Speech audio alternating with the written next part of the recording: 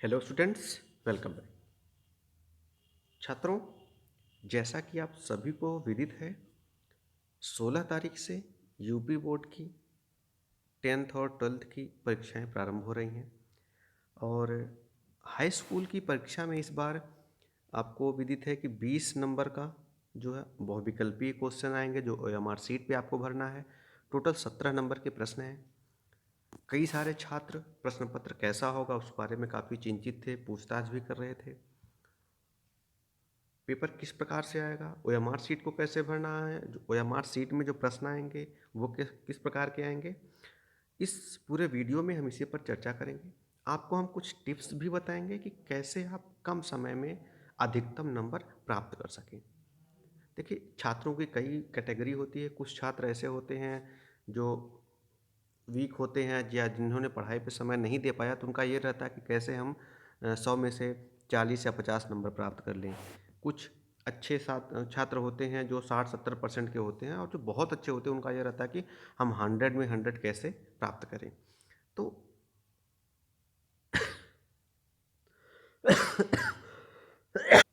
बहुत ज़्यादा टफ नहीं आएगा।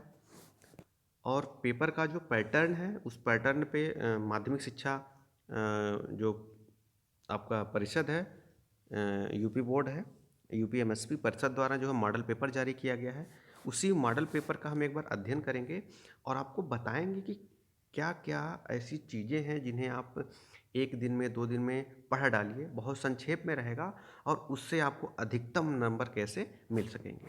तो चलिए बिना देर किए शुरू करते हैं। पूरे वीडियो में हमारे साथ बने रहिएगा।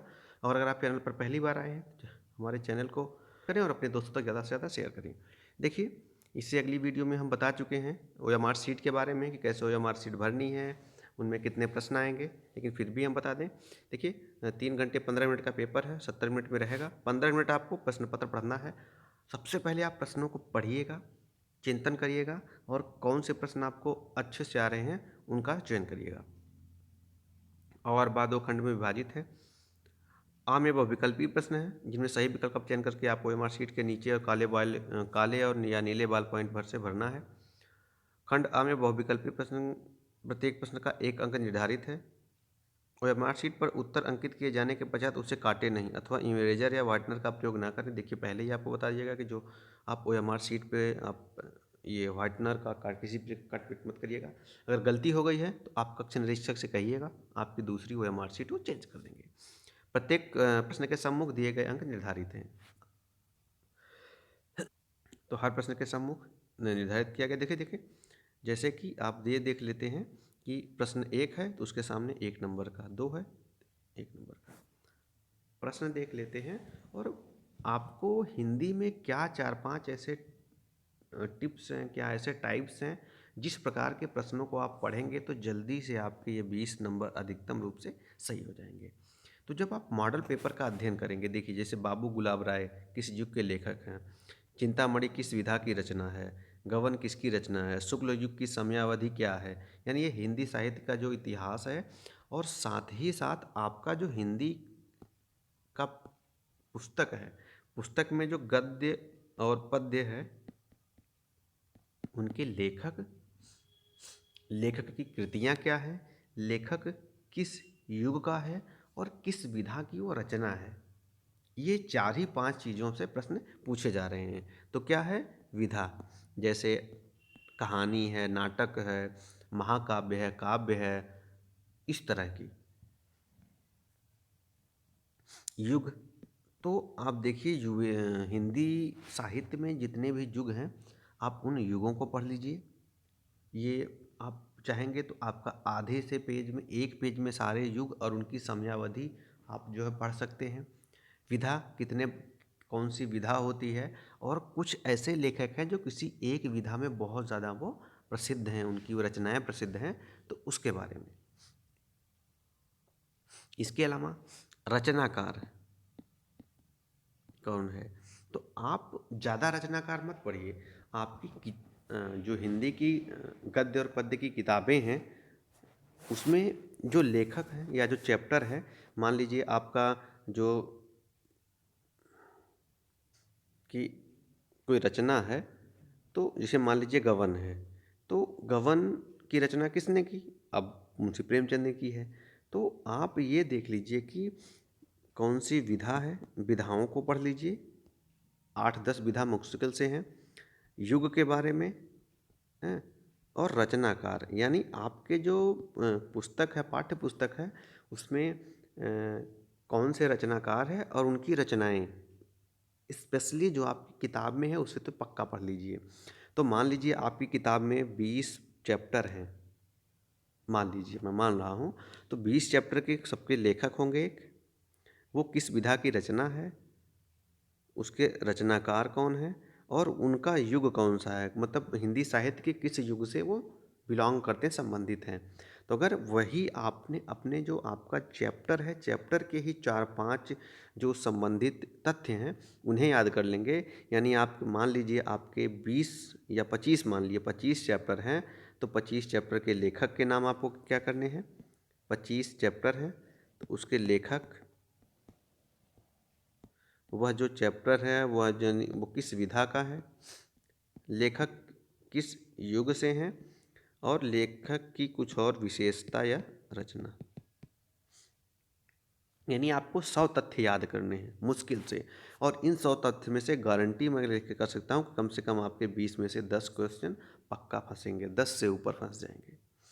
तो बहुत ज़्यादा आप लोग अपनी जो पाठ्य पुस्तक उठा लीजिए, एक एक चैप्टर लीजिए, बस उसको एक पेपर पे नोट डाउन कर लीजिए, एक पेपर पे, कि आपका पहला चैप्टर कौन है, दूसरा चैप्टर मान लीजिए सूर के दोहे हैं या सूरदास हैं, तो सूरदास किस युग के हैं, भक्ति काव्य हैं, भक्ति काल के हैं, भक्ति काल का समय क्या है सूरदास की जो रचनाएं हैं कौन कौन सी हैं, किस विधा में, गद्य पद्य, गद्य विधा है, गद्य में कौन सी विधा लिखे हैं, बस ये पढ़ लीजिए। तो ये 4-5 चीज़ें ही मुश्किल से आप 5-7 तथ्य लिखेंगे और उसमें से आपका 1 या 2 नंबर जब भी पूछा जाएगा वो आपका सत्य होगा। तो बहुत ज़्यादा नहीं, आप सेलेक्टेड पढ़िए और अच्छे नंबर ले आइए। ऐसे ही आप देख रहे हैं, नीड़ का निर्माण किस विधा की रचना है, प्रिय प्रवास किस युग की रचना है। भाई प्रिय प्रवास, अब देखिए मान लीजिए प्रिय प्रवास आपने है, अयोध्या सिंह उपाध्याय हरिऔध की रचना है, तो अब प्रिय प्रवास आपका ये चैप्टर में है, उससे कुछ अंश हैं, तो उसके लेखक आपने पढ़ लिए, लेखक का युग कौन सा है, जब युग पता चल गया तो यानी उसी युग की ये रचना है, लेखक की और क्या रचनाएं हैं और किस विधा में लिखी गई है, तो यही 4 तथ्य आपको पढ़ लेने हैं।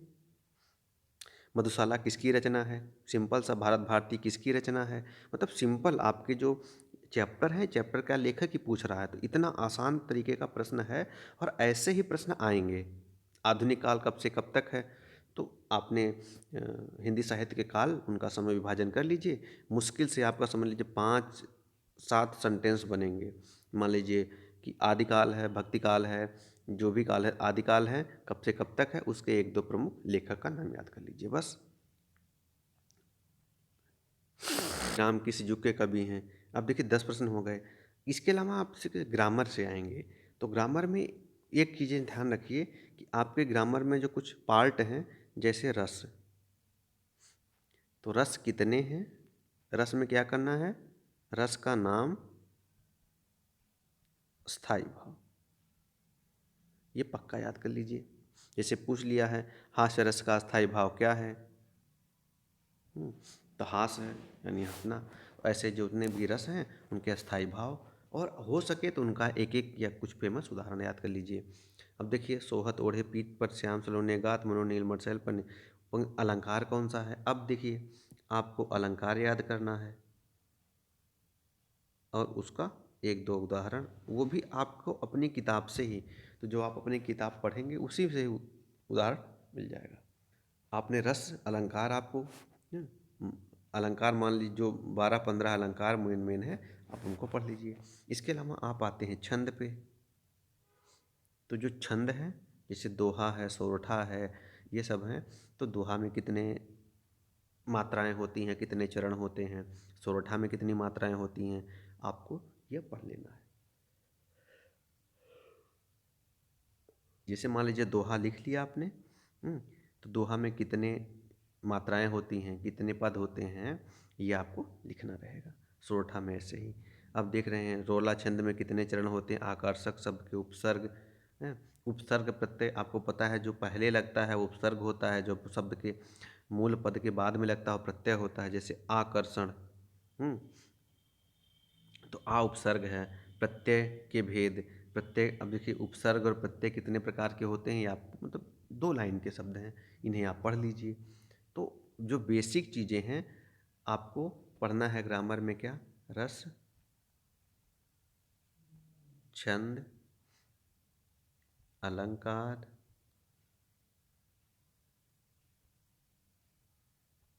समास, उपसर्ग, प्रत्यय। और इनको भी पूरा डिटेल मत, इतना मत कि आप रस पढ़ने लगेंगे तो आपका सालों लग जाएगा। कितने रस हैं, उनका स्थायी भाव क्या है, बस अपनी किताब से 1-2 उदाहरण आपको मिल जाएंगे। छंद जो मेन है, छंद में जैसे कितने चरण होते हैं, 4 चरण होते हैं, 2 चरण होते हैं, कितनी मात्राएं होती हैं, बस। अलंकार, शब्दालंकार, अर्थालंकार। शब्दालंकार के कितने भेद होते हैं, अर्थालंकार के कितने भेद होते हैं, उनका एक एक उदाहरण सिंपल सा। तो ये आपका 2 पेज में चाहेंगे आपका नोट बन जाएगा। समास कितने होते हैं, द्वंद्व समास का विशेषता क्या है, जैसे पीताम्बर, पीतम एवं मेष से बहुब्रीहि समास है। तो ये आप थोड़ा बहुत भी अगर आपने पढ़ा होगा तो ये बहुत आसानी से आपको ये समझ में आ जाएगा और आप इसमें आ जाएंगे। तद्भव, तत्सम है, हैं, और संधि है। तो इसमें बेसिक चीज़ें याद कर लीजिए कि जो संधि है उनके कितने प्रकार की संधि होती है, पूछ लेगा संधि कितने प्रकार की होती है, तो आपको यही नहीं पता है तो बेसिक चीज़ें पढ़ डालिए और उन्हीं में से आपके ज़्यादा से ज़्यादा नंबर जो है फंस जाएंगे। यहाँ पर देख रहे हैं कि फल, अब फल को पूछ लिया, फलस से ये किस शब्द, किस मतलब, ये बहुत ज़्यादा टफ प्रश्न नहीं पूछ रहे हैं। यानी से 20 में से अगर जो अच्छे स्टूडेंट्स हैं तो मैं दावे के साथ कह सकता हूँ कि वो थोड़ा सा रिवीजन करेंगे, 20 में से 20 नंबर ले आएंगे। और यह आपके लिए बहुत अच्छा है कि आपने 100% मार्क ला रहे हैं। इसके अलावा जो आपको लिखना भी है, देख रहे हैं 3 प्रश्नों के उत्तर देना है, आपको गद्य पढ़ना है, तीनों प्रश्नों के उत्तर देना है। तो ये तो जो अच्छे लड़के हैं बहुत अच्छे से कर लेंगे, लेकिन जो ऐसे छात्र जिन्होंने अध्ययन नहीं किया है, जो पढ़ने में कमज़ोर हैं, तो आप ऐसे प्रश्नों को छोड़िए मत, कुछ ना कुछ ज़रूर से लिख के आइए और आपको अच्छे नंबर मिलेंगे। गद्यांश का शीर्षक क्या है, गद्यांश में रेखांकित अंश की व्याख्या करना लेखक के अनुसार। तो हैं आपके सामने 3 प्रश्न देने हैं, चरण कमल बंदौ हर राई, ताकि कृपा पंगुल गिरलंद हैं, अंधे को राजा। तो ये जो अब सूरदास का दोहा है, आप पढ़ लीजिए, उनकी कविता है, उसमें से पढ़ के आप लिख सकते हैं। तो आपने थोड़ा बहुत भी पढ़ा होगा तो आराम से। संस्कृत में आपको 2 क्या करना है, संदर्भ सहित अनुवाद करना है। तो गद्यांश में किसी एक का, तो आपको क्या करना, संदर्भ देना है, अनुवाद, संदर्भ के 2 नंबर, अनुवाद के 3 नंबर। तो सिंपल सी बात है। आपने जो आपके पाठ पढ़े हैं उनमें से आपने पता कर लिया कि यह पाठ हमारे इस ये उद्धृत अंतर हमारे इस किताब के इस पाठ से उद्धृत है। आपने यही 2 लाइन लिखी, उसका संदर्भ लिखा, आपको 2 नंबर मिल गए। इसका अनुवाद किया, 3 नंबर मिल गए। तो बहुत ज़्यादा कठिन या डरने का या स्ट्रेस लेने का प्रयास नहीं आपको करना है।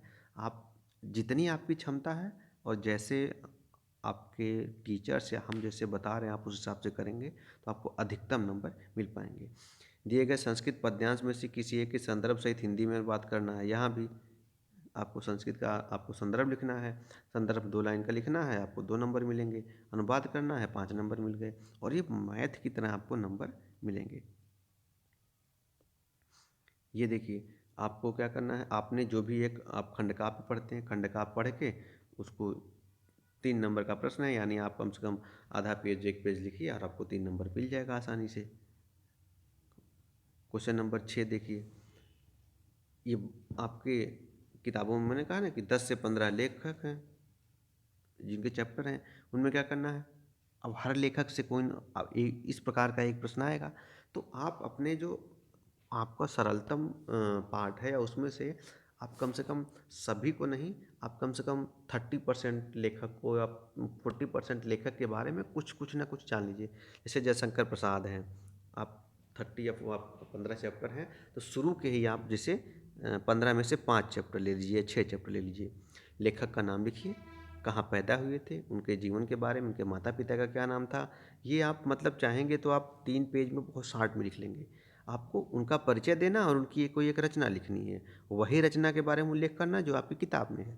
मान लीजिए जयशंकर प्रसाद हैं या आचार्य राम शुक्ल का चिंतामणि है, या बात आपका है, तो लिखेंगे यह इनका एक इनकी रचना है, इस रचना रचना इस विधा की रचना है, इसमें लेखक ने इस विषय पर काफ़ी विस्तृत चर्चा की है। 3-4 लाइन आपको लिखना है और उसके बारे में आपको उल्लेख कर देना है। तो और ये आपको आराम से 5 नंबर मिल जाएगा। यही आपको पद्य में करना है। तो आप देख रहे हैं कि आपको गद्य के 10 लेखक में से आप 4-5 कर लीजिए, और पद्य में मान लीजिए 10 लेखक, उनमें से 4-5 पढ़ लीजिए, एक पक्का आ जाएगा। तो अगर आपको लगता है कि आप बहुत ज़्यादा नहीं पढ़ पा रहे हैं, आप 100 कई सारे ऐसे बच्चे हैं जिनको लगता है कि हम फेल हो जाएंगे या डर जाते हैं, और स्ट्रेस में जब आप आते हैं, टेंशन लेते हैं, तो आपका जो परफॉर्मेंस होता है वह बहुत ख़राब होता है। तो आप एकदम डरे नहीं, एकदम कॉन्फिडेंट होके जितना आप पढ़ पाएँ या जैसे हम बता रहे हैं वैसे आप उसी टिप्स का प्रयोग करेंगे, आप अधिकतम नंबर कम समय में ला पा रहेंगे। आपको एक श्लोक लिखना है, कोई एक श्लोक रटिए, पक्का आएगा। तो अपनी किताब से कोई एक श्लोक रख लीजिए 2 नंबर का, आपको 2 नंबर मिल गया है। तो इससे आसान क्या है? अब देखिए, 2-4 प्रश्न दिए गए हैं, 2 प्रश्न के उत्तर देने हैं संस्कृत में, और सिंपल से आप वही चीज़ पढ़िए जो सबसे इम्पोर्टेंट है, जो अधिकतम बार आई है। आप अपने पिछले साल के क्वेश्चन पेपर उठाइए 3-4, उन्हीं को पढ़ डालिए, उन्हीं को एक बार देख डालिए, उसी में से आपके 50 से 60% फंस जाएंगे। निबंध बहुत आसान है। पर्यावरण संरक्षण, देखिए, जब आप निबंध लिखें तो उसमें 3-4 बारे में जो चीज़ आप किस विषय पे लिख रहे हैं, उसका कारण क्या है, उसका समाधान क्या है, और आगे की राह क्या कर सकते हैं। जैसे मान लीजिए पर्यावरण संरक्षण के उपाय, तो पर्यावरण क्या है, आखिर हमें संरक्षण पर्यावरण का क्यों करना पड़ रहा है, हैं, पर्यावरण संरक्षण से हमें क्या फ़ायदे हैं, हैं, और उसके क्या उपाय हैं। ये पूरा उसमें डिटेल से लिखिए। उपाय में आप किस प्रकार से सहयोग कर सकते हैं, आपका समाज किस प्रकार से सहयोग कर सकता है, सरकार किस प्रकार से सहयोग कर सकती है, इस बारे में लिख सकते हैं। आतंकवाद है, तो आतंकवाद क्या है, आतंकवाद की घटनाओं के कुछ आप उदाहरण दे दीजिए। जैसे मान लीजिए पुलवामा में घटना हुई थी, तो उसमें क्या जनसंख्या हुई, फिर उसका कारण देख लीजिए, किस क्या क्या कारण है, क्या क्या उसके निवारण के उपाय हैं, और क्या उपाय जो हैं, जब आप देखिए मतलब थोड़ा अपना दिमाग खोल के रखें, क्योंकि 9 नंबर का है। तो उपाय में समाज क्या कर सकता है, सरकारें क्या कर सकती हैं, बाहरी लोगों का इसमें कितना हाथ है, और जो संस्थाएं हैं, जैसे आतंकवाद के लिए एक विद्यालय की बहुत बड़ी अच्छी भूमिका होती है, एक टीचर की भी भूमिका हो सकती है, समाज का, उस समाज में हम ऐसी शिक्षा दें, ऐसा लोगों के अंदर संस्कार पालें कि वो किसी प्रकार की हिंसक या आतंकवादी घटनाओं में ना जाए। आप देख रहे हैं कि जब आतंकवाद कुछ ऐसे विशेष देशों से ही ज़्यादा फलीभूत होता है, वहीं से ज़्यादा घटनाएं आती हैं। क्यों? क्योंकि वहाँ का समाज ही ऐसा विकृत है, वहाँ के लोग ही ऐसे हैं, और उन्हीं लोगों को वो अपना फिर आइडल मानने लगते हैं। तो जिस तो इसलिए एक समाज के रूप में भी आपकी जिम्मेदारी हो सकती है। देखिए, 3-4 पॉइंट बना लीजिए, और उन पे बेस करके जब आप पॉइंट में लिखेंगे या कोई हेडिंग बना लेंगे, तो कहीं ना कहीं आप 1 से 1.5 पेज लिख ले जाएंगे, और आपको ज़्यादा से ज़्यादा नंबर मिल पाएंगे। तो छात्रों, शार्ट में हमने आपको बताया कि ये कैसे आप अपने हिंदी के प्रश्न में अधिकतम कम समय में, एक तो किस प्रकार के प्रश्न आएंगे, और जो आपके प्रश्न होंगे वो ऐसे ही होंगे। तो आप ये मान लीजिए कि आप जो आपका बोर्ड का पेपर ही हल कर रहे हों, तो आपके क्लियरिटी आ जाएगी कि हमको इस प्रकार के प्रश्न आएंगे और यही हमको हल करने हैं, और उसी हिसाब से आप अपनी एक दिन में अपना जो रिवीजन है वो अच्छे से कर लीजिए। आपने कई बार रिवीजन किया है तो उसको और अच्छे से रिवाइज कर लीजिए। आपने एकदम नहीं पढ़ा है, आप गरीब थे, आपने कहीं बाहर नौकरी की है, आपको 2 दिन समय मिला, तो आप जितनी हमने बेसिक चीज़ें बताई है वह 8-10 पेज में कहीं से नोट कर लीजिए। एक दिन में 10 पेज नोट करना आपके लिए 3 घंटे का काम है, और उसे 3-4 बार पढ़ जाइए, आप आराम से 50 से 60 नंबर पा जाएंगे। तो छात्रों, ये रहा आपका हिंदी का मॉडल प्रश्न, इंग्लिश का और बाकी विषय का भी हम आपके सामने ले आएंगे। तब तक के लिए धन्यवाद।